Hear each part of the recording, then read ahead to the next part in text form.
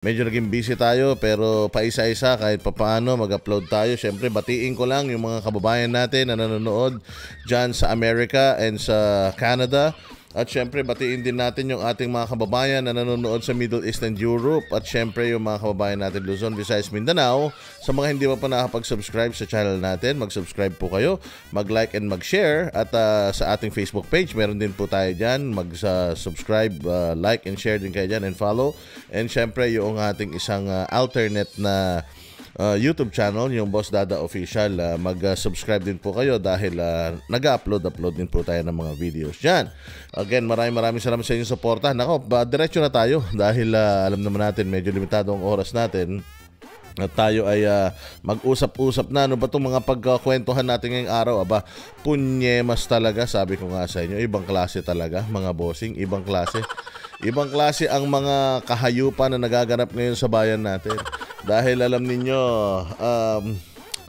napakaraming mga nakulong na mga kriminal noong panahon ni PRRD, mga bossing. Napakaraming mga nakulong na mga kriminal noong panahon ni PRD. Kahit nga noong mga panahon ni Pinoy, may mga nakulong din na mga kriminal. Pero talagang alam mo yun, dahil may kasalanan sa bayan at talaga namang yung kanilang mga krimen na pinagagawa ay talaga namang kahindik-hindik, hindi ba? Pero ang nakakatawa kasi ngayon, mga partner, ang nakakatawa ngayon is etong administrasyon natin, itong administrasyon ni Bongbong Marcos ay tila mo lahat ng mga pinapasala or dinimanda ng mga panahon ng mga nakaraang mga administrasyon ay tila mo ngayon lahat nakakalabas. Lahat nakakalabas, mga bossing. At ang nakakatawa sa panahon sa administrasyon ni Bongbong Marcos, yung mga kriminal, mga bossing, nagiging mga state witness.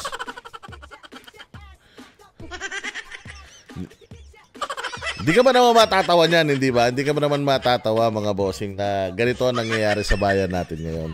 Okay, simulan natin. Simulan natin, mga bossing, kay DJ Bantag. Oh, hindi ba? Simulan natin kay Bantag. Si Bantag, walang ginagawang kasalanan yung tao. Kinuha siya ni Pangulong Duterte. Inilagay siya diyan sa bilibid para disiplinahin yung mga tao diyan. Kasi noong panahon nga ni Pinoy, umabuso diyan sa diyan sa bilangguan na yan. Diyan sa bilangguan, diyan na nagluluto ng shabu. Diyan sa bilangguan na yan, buhay hari yung mga mayores diyan. May mga jacuzzi, may mga mayroong mga tawag diyan, mga mirror ball, may mga pole dancing equipment. At nakita rin naman natin na may mga videos na ipinakita na etong DOJ secretary noong panahon ni Pinoy talaga namang nakinabang ng bonggang-bongga dyan. Hindi ko alam kung anong pinakinabangan niya, pero merong issues na di umano siya ang nagpapatakbo at binibigyan niya ng kota yung mga PDLs dyan. Hindi natin alam kung gaano katotoo yun kasi na-dismiss na yung kaso, pero yun po yung initial. Yun po yung initial na sumbong mismo noong mga mayores doon na very close daw sila, na hinihingan daw sila ng pera and so on and so forth dahil nga tatakbong pagkasenador. Ang daming mga preso ang nagbigay ng kanilang mga opinion at syempre mga malapit na rin kay Madam Leila de Lima. Okay? So, ayun. So matotal, yun ang naging story ni Bantag dahil nga pinigilan ni Bantag at ni Duterte ang droga at ang proliferasyon ng krimen dyan sa loob ng bilibid. Yung sarap ng buhay nila, tinigilan ng dalawa. Ayun. Nung nagbago ng administrasyon, mga bossing, eto na, sinimula ng trabahuhin itong si Bantag. Biglang namatay si Percy Lapid. At biglang isinisisi sa kanya, isang beses lang naman tinira ni Percy Lapid itong si Bantag. At saka yung pagkakatira niya pa kay Bantag, parang baliwala naman. Kumbaga, binanatan niya si Bantag one time. Pero ang daing beses na binabanatan ni Bantag, sino? Actually, si Isko, napakaraming beses na binabanatan niya. Si BBM talaga sobra-sobra kung banatan niya. Si Boyeng Rimulya, binanatan din niya, mga bossing. At si Boyeng Rimulya po, ang Department of Justice Secretary natin noon hanggang ngayon. So, makita natin na itong si Bantag, anong ginawa nila? O, tinry nilang ipakulong si Bantag nang wala namang ebidensya sa kanya. Ano lang ang ebidensya nila? Testimonial evidence. Yung mga sabi-sabi noong nahuli daw nila na hitman. At sinabi nung hitman na yon na si Bantag daw ang kanyang mastermind. So, tinanong siya kung nakakausap mo ba ng direkta si Bantag? Hindi naman daw. Meron lang daw middleman na kumakausap sa kanila. Therefore, mahirap patunayan na si Bantag yon, di ba? Tama? Or may kanalaman si Bantag. Kasi yung sinasabi nilang middleman, patay na. Namatay na. O inatake sa puso yung sinasabi nilang middleman. Yun yung isa sa mga opisyalis yan sa Bilibid. So, matotal, nagbibigay ng mga testimonya itong mga taga-kulungan na ito doon sa namamahala ng kulungan. Imagine mo kung gaano kagago, di ba? Namamahala ng kulungan, therefore, talagang hinihigpitan mo itong mga tao na to. So, alam mo na may agenda itong mga preso, kaya nila sinasabi na si Bantag yung mastermind at marami pang inutos daw si Bantag na ipapatay dyan sa loob. So, it doesn't make sense. At kung titingnan mo yung objective at kung titingnan mo yung yung pattern, sinong so, alam mo na kagad na etong mga preso na to, galit lang sila kay Bantag at kailangan nilang patalsikin si Bantag para makabalik yung kanilang mga pinagagagawa sa loob. True enough. Nawala si Bantag, pinatalsik si Bantag nito ni Rimulya. Ang dami-dami mga kababuyang ginawa ni Rimulya dyan kasi may nahuli daw na putol na ulo ng tao. Tapos yung pala, Jollibee lang na buto. Alam mo yon na parang pinalalabas niya dyan sa Bilibid, talagang may mga krimen na nangyayari at may mga nawawalan tao. Yun pala, yung tao na yun nakatakas. Hindi naman pala nawala at pinatay. So parang kasi binibigyan niya ng justification etong mga krimen di umano na pinamumunuan ni Bantag. Kasi wala talaga siyang ebidensya against kay Bantag. And ngayon, the person is in hiding, di nila makita. Okay, so yun yung unang-una, okay, na problema. And then, nagsunod-sunod na mga bossing. Una kasing tinrabaho lahat ng mga inilagay ni PRD sa gobyerno. So ngayon, nagsunod-sunod na mga boss. Ano na yung kasunod? Eto na. Napalaya. Sino? Sumunod na napalaya mga bossing si Leila de Lima. Alam naman natin na napakabigat ng kaso ni Leila de Lima noon. Nakulong nga siya ng halos 7 taon dahil nga sa droga yung kanyang kaso. At nakulong siya dyan sa May Krame for a long period of time. Tumakbo pa yan ng senador pero natalo na. So talagang paniwalang-paniwala ang mga tao, mga Pilipino na may kasalanan talaga ito. Sino pa ang mga napalaya? Napalaya pa si Kerwin Espinosa. Itong Kerwin Espinosa, konektado rin ito sa kaso ni Leila de Lima. Dating itong Kerwin Espinosa na ito, siya ang nagsasabi na si de Lima ang kanyang amo. And then, nung nagpalit na ng administrasyon, hindi na si Duterte yung presidente, biglang nagbago ng tono, biglang sinasabi na nito ni Kerwin Espinosa at ini-entertain ng gobyerno natin itong mga statement ng mga kriminal. So sinasabi ng Kerwin Espinosa na ang bossing ay daw niya ang nagpipilit sa kanya, si Bato, etc. etc. So matotal, itong Kerwin Espinosa nakalaya na din. Itong Kerwin Espinosa na to sa kanilang lugar sa Albuera. Kilala daw talaga ito na loko-loko. At yung tatay nito, mga bossing, yung tatay nito involved sa drugs, nasa narcolist ni Pangulong Duterte. Itong tatay nito nakakulong. Doon sa loob ng kulungan, tinira yung tatay nito. Sinong tumira? Hindi natin alam. Pwedeng cleansing na yan ng mga sindikato na he is one of the loose ends. That's why nilikida siya. And itong mama na to, itong Kerwin Espinosa na to, tumakbo. Kasi nga, nagdedelikado yung buhay nila. Therefore, involved talaga sila sa drugs. Involved yung tatay niya sa drugs, involved siya sa drugs. Pagbalik dito, bigla naging state witness na. Pinagtututuro na sa Quadcom, etong sila Duterte. Tapos, nakawala na ngayon. Tumatakbo pang mayor ng Albuera Leyte. Saan ka naman? O, sino pa yung isa? Eto na. Itong pinakamasaklap, itong si Jed Mabilog. Ito pong si Jed Mabilog, mga bossing, isa rin to sa mga narco mayors na binigay ni PRD. Oo, tumakas din ito. tumakas din ito mga bossing. At itong mamang ito, may kaso ng pandarambong noong panahon pa ni Pinoy. Pandarambong ha, ito po ay guilty sa ombudsman. Ito po ay meron ng perpetual disqualification. Hindi na po ito makakatakbo sa mga any positions. Pero sa administrasyon ni Bongbong Marcos, biglang umuwi ulit yan. Isa sa mga naging witnesses doon sa Quadcom. Tinuro ang mga Duterte, tinuro si ganito, tinuro si ganyan. Tapos pagkatapos, presidential clemency. Biglang nagkaroon ng clemency galing sa Malacanang. Tangina, di ba? Hindi ka ba naman mabuburat niyan? Tangina, ganito ang ginagawa nila sa mga kababayan natin. Ano ba kaso nito ni Mayor Mabilog? Hindi ito hindi yung kaso nito is wala na sa droga, okay? Kasi tumakbo siya eh. Hindi siya nahuli tungkol doon. Tumakbo na siya, nagpunta siya sa ibang bansa at ang tagal-tagal niya nanirahan doon. Na hirap daw siya, pero nasa Amerika siya. Okay. So ang kaso nito, mga bossing, pinawalang sala siya ni Bongbong Marcos saan? Sa kaso ng pandarambong. Putang ina, sa dami ng nangyayaring pandarambong ngayon, nagpakawala ka pa ng isang taong napatunayan ng pandarambong. Sir, mga bossing, napatunayan po ito ng pandarambong ha. Ito po ay guilty sa kaso na yan. Kaya nga siya binigyan ng clemency ni Pangulong Bongbong Marcos dahil guilty yan. Guilty yan sa kaso ng pandarambong nung panahon pa ni Pinoy. Oo, so panahon ni Bongbong, ayan, na pawalang sala ng hayop at pwede na siyang tumakbo ulit sa mga susunod na eleksyon sa kung anumang posisyon ang gusto niyang hinayupak siya. Ito na naman, may pinakabago. Ito talaga para sa akin mga bossing yung pinakamalala.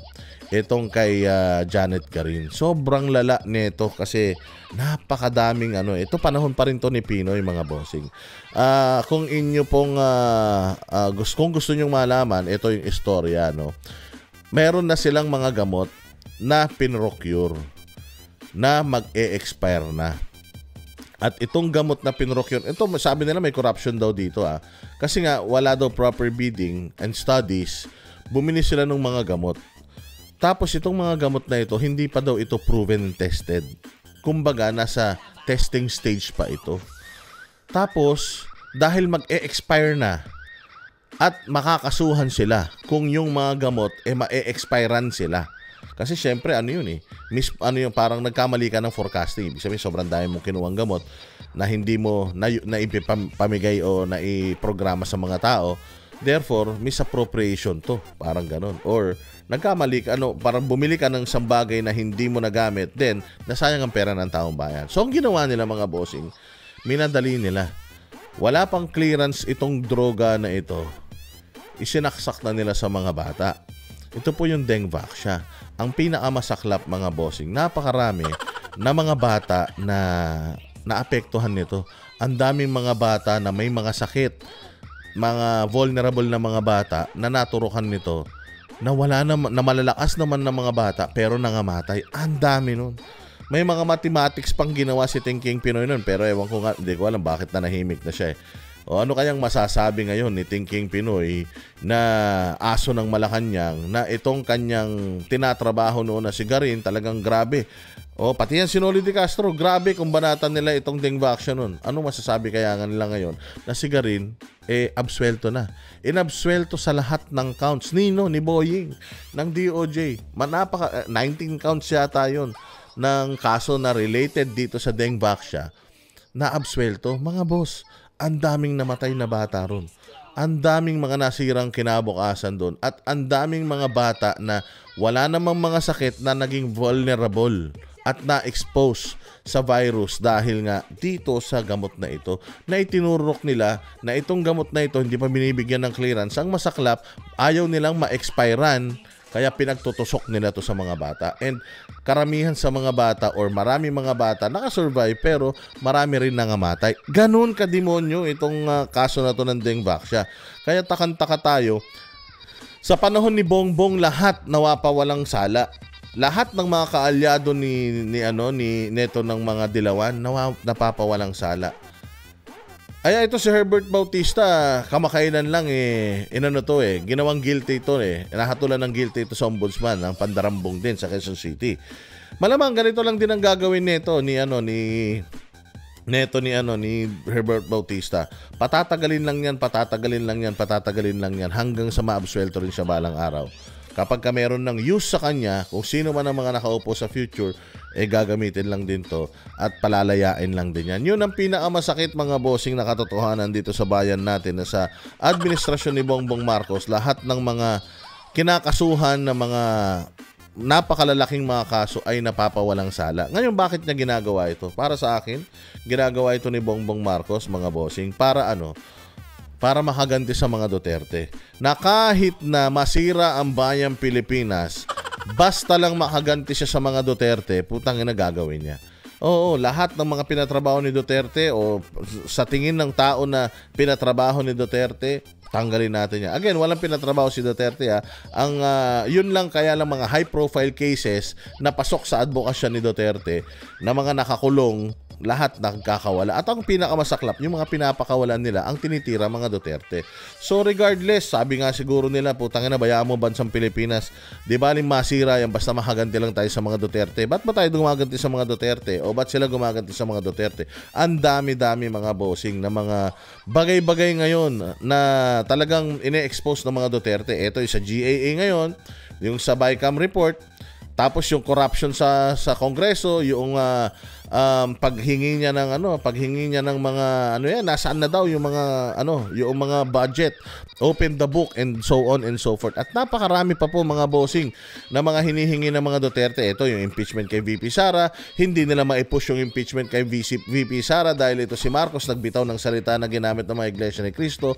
So talagang ngayon mga bossing, kumbaga, yung playing field ngayon medyo nag-level dahil sa dami ng kabulastugan nila at sa galing ng mga Duterte at sa pagmamahal ng mga tao sa Duterte. Kahit pa paano nagkaroon ng level yung playing field. Dati kasi gulping-gulpi yung mga Duterte. Pero ngayon, na-expose mismo nila, sila mismo ang gumagawa ng mga bagay-bagay na nakapag-expose sa sarili nila. Kaya ang ginagawa nila is gumaganti sa mga Duterte at sa mga Duterte supporters na yung mga kaso, yung mga tao na kinamumuhian natin ay unti-unti nilang binibigyan ulit ng kapangyarihan, nilalabas ulit nila at ibinabalik ulit nila sa sirkulasyon. Ganyang kademonyo yung mga nakaupo sa gobyerno natin ngayon, mga bossing. Gusto ko marinig ninyo itong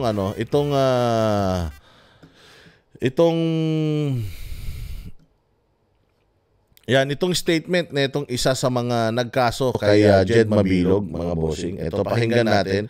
Ayan, si Marcos nagbigay ng clemency sa dating mayor ng Iloilo City na itong mayor na ito ay itong nagsampa ng kaso. Putang ina, sabi nga niya, nagsampa ako ng kaso nag-guilty yan kumbaga, napatunayan na may kasalanan niya. Tapos ganun-ganun na lang nila linisin yung pangalan. Tapos wala man lang dahilan ba't nila nilinis yung pangalan. Ito nakakatawa, walang dahilan bakit nila binibigyan ng executive clemency itong putang inang Mabilog na ito. Pero wala tayong magagawa Parang gano'n sila talaga may-ari ng Pilipinas. Ito talaga si Bongbong ang umaastang para talagang Diyos ng Pilipinas na kahit sino mga kriminal lang yung kanyang palalabasin. Again, kriminal po ito Kriminal po itong si Jed Mabilog na po ito. Guilty po ito. Kaya nga po, siya binigyan ng executive clemency. Kasi nga, may kasalanan siya sa gobyerno at he was found guilty sa kaso ng Pandarambong. Tingnan natin kung ano masasabi niya itong kanyang katunggali dyan sa Iloilo.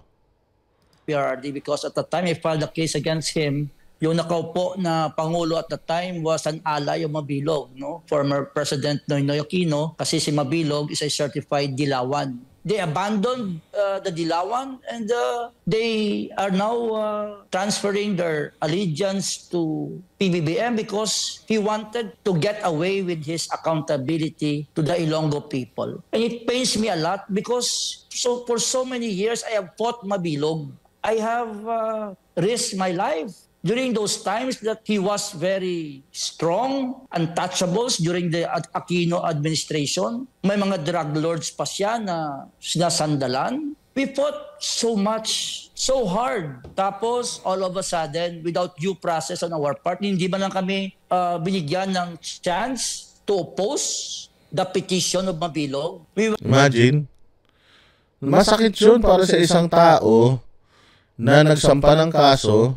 Again, pera ng taong bayan, dirispal ko ng hayop na ito. Pera ng taong bayan. Pero putang ina, nakalaya ang demonyo. Hindi ba? Laya, tsaka wala nang pananagutan. Matangin mo, nanakbo to sa ibang bansa. Namuhay ito na mapayapa sa ibang bansa. Nagpalitan ng administrasyon. Umuwi dito, puta may bonus pa. May bonus pa. Magsalita ka lang against sa mga Duterte, magkakaroon ka ng bonus. Ito na nga ang bonus. Ito si Plaridel Nava, siya nagsampa ng kaso, councilor to ng Iloilo City. Mantakin mo, sabi nga niya, hindi man lang kami kinonsulta. Siyempre kami yung nagsampa ng kaso eh. Hindi man lang kami kinonsulta tungkol dito na ito palang mama na to ay nag-apply for executive clemency. Hindi man lang kami kinonsult if we have if we are opposing, if we're gonna oppose and so on and so forth. So it's gonna be delicate. It's gonna be a delicate situation for Plaridel Nava kasi babalik na ito sa Iloilo at alam natin involved daw itong mayor na to sa drugs at the same time malakas tong pamilya na to dyan. So what's gonna happen to Plaridel Nava? So definitely yung threat sa buhay nito talagang tataas. Siyempre gaganti tong mga to eh. Pucha, ikaw ang nagdemanda sa akin Ngayon nasa labas na ako at wala na akong yari ka sa akin. Pwede naman siyang patrabaho ngayon. Kaya talagang kakabahan talaga kahit sino mga partner. We were deprived of the opportunity to assail the validity and the merit of his petition for a presidential pardon. Wala yung shortcut. Mantakin mo, shortcut mga bossing. Lahat naman siguro mga galit shortcut yung proseso. Hindi na sila tawag din hindi na sila binigyan ng pagkakataon para sana ilaban yung kanilang mga at least claim. Siyempre, ako nagdemanda diyan Dapat kahit naman papaano maipaliwanag ko man lang sa iyo BBM na hindi mo dapat to bigyan ng executive clemency. Pera ng taong bayan yung ninakaw nito at napatunayan niya ng ombudsman ng mga ebidensya So ibig sabihin Bongbong Marcos, putang ina, pagdating sa mga taong kriminal, pagdating sa mga magnanakaw sa Pilipinas, putang ina, mga kaibigan mo sila, mga kakampi mo sila. At ang pinakamasaklap, narco mayor to, droga. Putang ina, sinasabi na nga ng mga Pilipino ng ibang mga tao dyan na involved ka sa droga Involved kayo sa corruption Tapos ito, putang ina, parehas ang kaso, droga at saka corruption, putang ina, pinakawalan mo. Anong klaseng tao ka, Bongbong Marcos? Putang ina, anong gusto mong gawin sa bayang Pilipinas? Bakit pa kasi gusto mong sirain ng Pilipinas, putang ina? Ano bang nagawa sa iyo ng bayang Pilipinas para sirain mo? Hindi ko talaga maintindihan, sir, kung anong nagawa sa iyo ng bayang Pilipinas para sirain mo ng ganito. Kung hindi nyo naman pala mahal ang Pilipinas, hindi nyo gusto ang Pilipinas, putang ina nyo, magsilayas na kayo dito. Dali nyo lahat ng mga bilyon-bilyon dolyar, trilyong peso na pera ninyo, mga pukin ang ina ninyo, lumayas na kayo sa Pilipinas.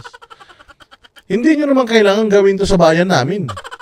Kasi kayo, putang ina ninyo, kahit saan kayong lugar, mabubuhay kayo dahil mayaman kayo. Pero putang ina ninyo, kinuha nyo na nga lahat ng kayamanan ng Pilipinas, tinarantado na ng tatay mo, ilang taon namin pinaghirapan yung kahayupan ng tatay mo, tapos putang ina, nagsibalik kayo sa kapangyarihan mga pukin ng ina ninyo. Tapos nilinlang ninyo mga Duterte para ikampanya kayo at manalo kayo. Pag panalo nyo, putang ina nyo, sinisira nyo Pilipinas. Bumabalik yung mga NPA, bumabalik yung mga drugs, bumabalik yung mga krimen. Putang ina, lahat ng mga kriminal na ipinakulong ng mga nakaraang mga administrasyon dahil napatunayan na may mga kaso talagang matitindit, malalakas at may mga kasalanan talaga. Putang ina, pinapakawalan ninyo. Anong gusto nyo gawin sa bayang Pilipinas?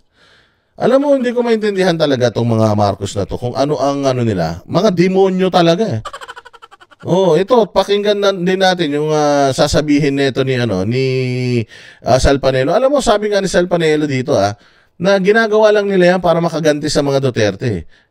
Kasi hindi nila kayang gumanti sa mga Duterte sa paraan na legal. Kaya putang ina, asarin na lang nila. So asaran na lang, gano'n ang nangyayari ngayon, anak ng tinapay. Noong panahon ng mga nakaraang administrasyon, kahit gano'n kakritikal ang mga tao sa kanila, walang nagaganap na pang-aabuso at pangsisikil sa malayang pagpapahayag. Pero ngayon, putang ina, bongbong. Sa panahon mo, lahat, ang daming mga pang-aabusong nangyari, pang-aabuso sa simbahan, karapatang pantao, malayang pagpapahayag, prangkisa, putang na lahat, nilabag mong punyemas ka.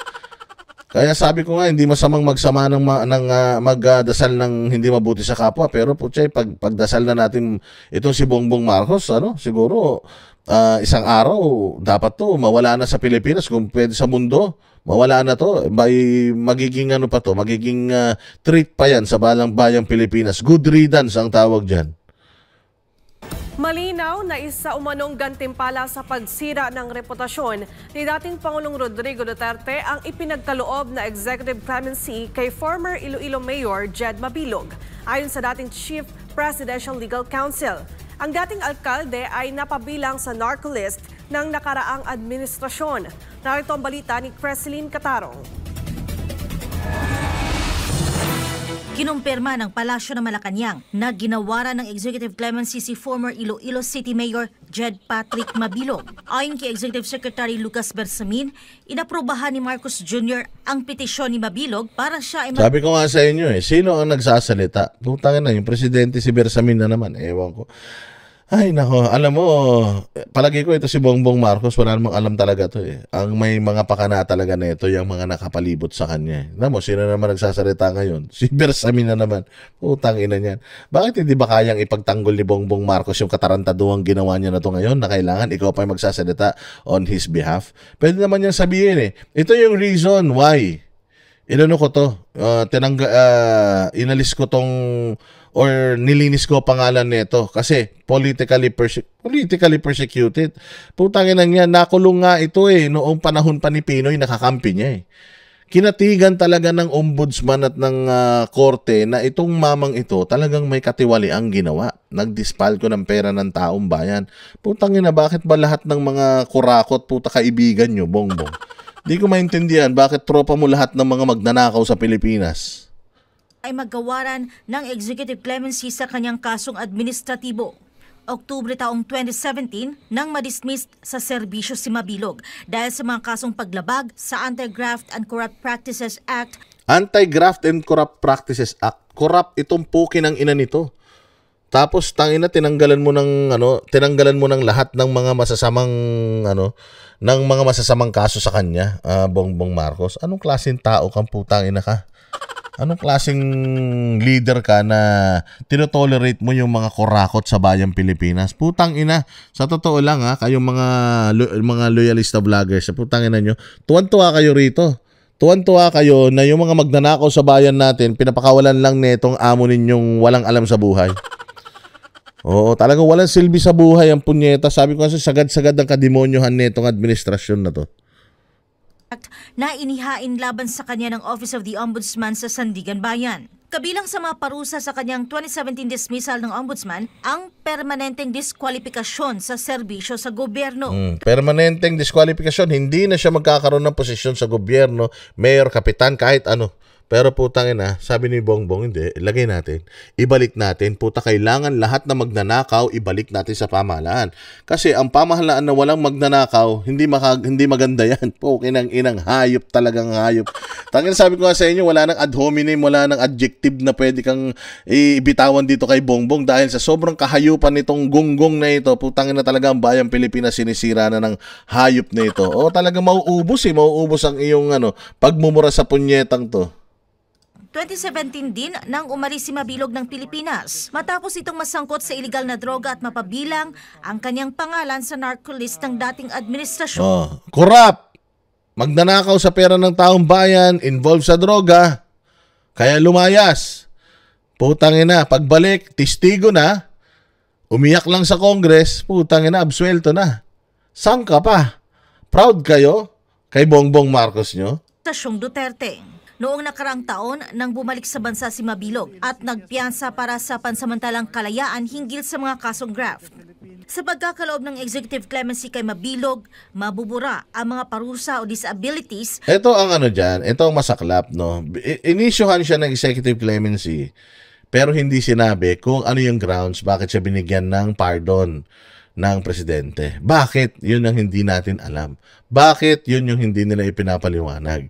Dapat kasi nakalagay dito ang purpose, ang reason why is blah blah blah blah blah blah. It is justified that he was just politicized blah blah blah and so on and so forth. Dapat may ganun pero wala. Kung tayo na, sabi ko nga sa inyo, with this power na meron ng presidente, aabusuhin talaga nila to. Aabusuhin nila to para sirain ang bayang Pilipinas. Pakawalan lahat ng mga ipinakulong na mga kawatan para wala ng Pilipinas na maganda na i-govern or ililid si Inday Sara come 2028. Wala na. Na ipinataw sa kanya kaugnay ng kanyang mga kaso. Samantala, inihayag ng dating Chief Presidential Legal Counsel na si Attorney Salvador Panelo na ang ipinagkaloob na executive clemency kay Mabilog ay malinaw na isang gantimpala sa pag-atake at pagsira sa integridad at reputasyon ni dating Pangulong Rodrigo Roa Duterte. Hindi na ako nagtataka. Hindi ba yung sa Mabilog siniraan niya si Presidente Duterte? Yun ang resulta. Di may reward.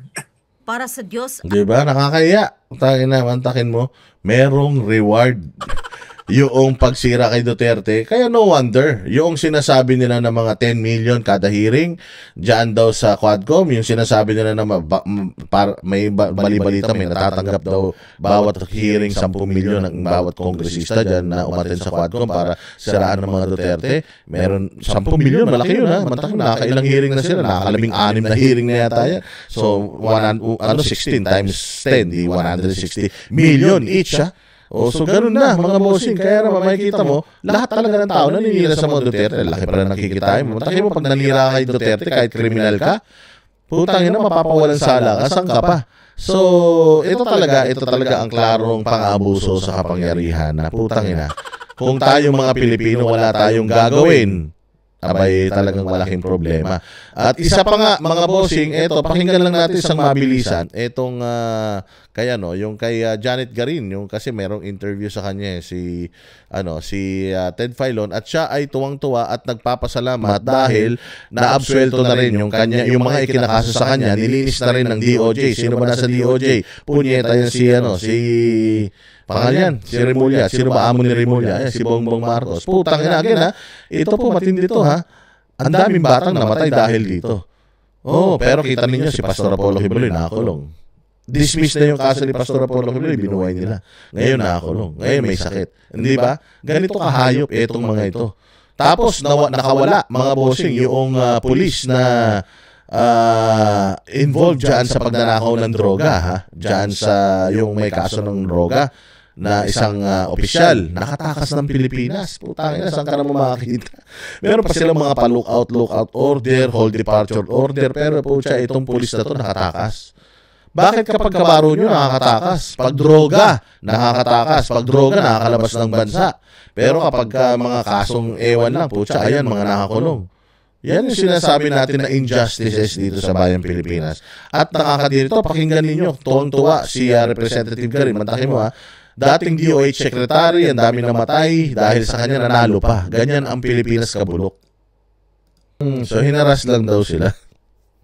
Kayo pa biktima, Dahil sa inyo, namatay yung sangkatutak ng mga bata, tapos kayo pa biktima. Awang-awa naman kami sa inyo. So ganito mga bossing, ganito ang sitwasyon ng bayang Pilipinas. At alam ko naman na, sabi ko nga sa inyo, sa batas ng tao, maaaring makalabas kayo, maaaring maimpluwensyahan ninyo, maaaring sa batas ng tao, kaya nyong gaguhin, pero sa batas ng Diyos, mga bossing, sigurado tayo hindi palalagpasin ng Panginoon itong mga kahayupang ginawa na itong mga tao na ito. Kaya manalangin tayo ng sabay-sabay dahil dito sa bayang Pilipinas sa panahon ni Bongbong Marcos wala tayong hustisya, wala tayong matinong trabaho, wala tayong matinong trabaho nga asahan sa kanila, wala tayong matinong Pilipinas na asahan sa kanila.